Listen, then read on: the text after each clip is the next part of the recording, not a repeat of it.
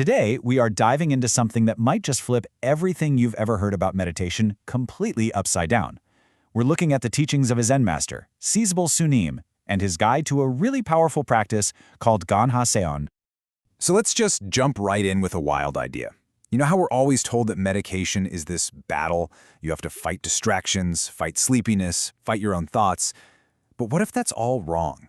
What if those exact things we struggle with the most, what if they aren't actually problems to be fixed? What if they're part of the path itself? And this right here is the heart of it. On the left, that's the stuff we always hear, right? Fight sleepiness, clear your mind. But look at the right. This is Sunim's radical approach. If you're sleepy, he says to just go to sleep. Seriously.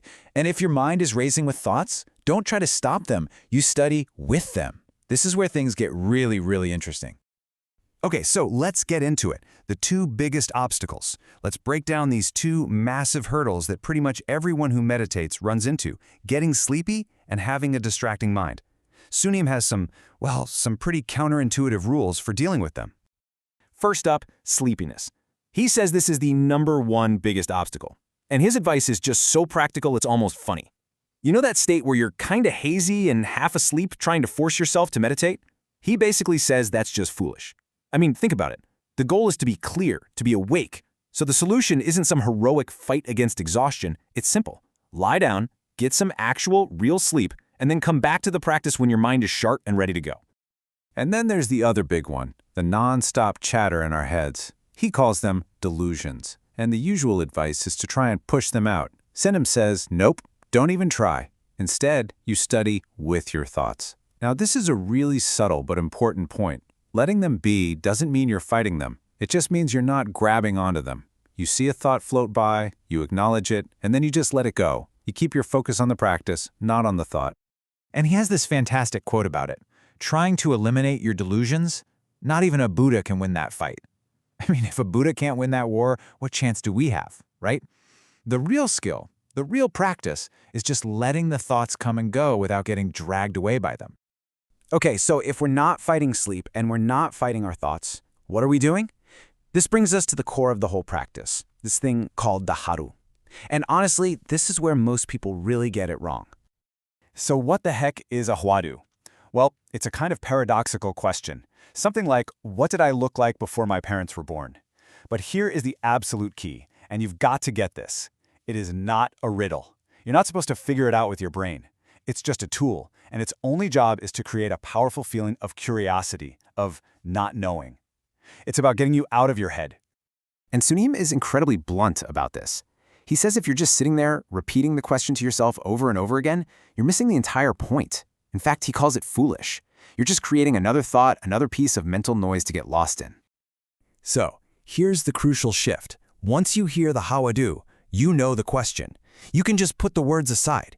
Your entire job, your whole being, should be focused on one thing, relentlessly seeking the answer. It's not about thinking, it's about feeling. Feeling that deep, intense, almost physical pull of wanting to know. It's an energy, not a thought. Okay, so this leads us to the how. How do you actually do this? How do you create that feeling? Well, Sunim's method is visceral. It's about a total shift away from your head and down into your body. I mean, just listen to that imagery. Study as if your head has been cut off. Wow. He's literally telling you to get out of your intellect. Any attempt to analyze the question or think it through is a complete waste of time. The real work happens below the neck. It's a full-body thing, like a pressure that builds inside you.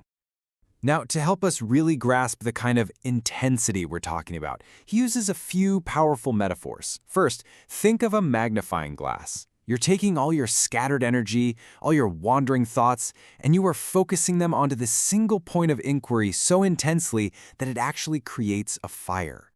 Or try this one. Imagine you're in a tiny boat, rowing with all your might against a powerful river current. You push forward once, the river pushes you back 10 times. The point of the practice isn't about actually getting anywhere. It's about the relentless act of rowing. Just keep pushing. That effort is the whole point. And finally, picture this. You're trying to snap a really thick rubber band. You pull, and the tension builds, and it gets so hard right before it finally snaps. Sunim says that when you hit that wall in your practice, that moment where every part of you is screaming, I can't do this anymore, that is the absolute worst time to quit. In fact, that's the exact moment you have to push even harder. So let's just lay it all out. The mindset for this practice means staring right into that suffocating feeling of not knowing and not flinching. It means you push through the pain in your knees, the exhaustion, the doubt. You have to completely abandon that little voice asking, am I doing this right? Because that's just another thought. And in the end, you have to realize this is a fight you have to fight all by yourself. So you might be thinking, why on earth would anyone do this? This sounds awful. And you're right, it's intense. But the goal, the reason for all of it, it's not just about feeling a little bit calmer. It's about something so much bigger. Look, a lot of us get into meditation for relaxation or stress relief. And those are great things. But Ganhwa Seon is playing a totally different ballgame. We're not talking about just managing your stress. We're talking about a total transformation of who you are. We're talking about a fundamental awakening, about seeing your own true nature. And how do you even begin to describe an experience like that? It's pretty much impossible. But Senyum gives us this absolutely beautiful image. All that intense struggle of the practice, that's like the moth fighting its way out of the cocoon. But the awakening, the breakthrough, that is the pure thrill and freedom of that very first flight. And this is probably the most important thing to understand. This isn't something you learn in a book and go, oh, I get it now. No, it is an experience that happens to you. It's a full-body thing, as shocking and total as being struck by lightning on a bright, sunny day. And in that one instant, everything changes. So, we'll leave you with this final thought. The master says this whole practice is like coming face to face with a wall. Not a brick wall, a wall made out of your own mind, that suffocating feeling of not knowing. The answer isn't out there somewhere. It's not in these words. It's already inside you. So the only real question left is, what's your wall? And are you willing to push until it breaks?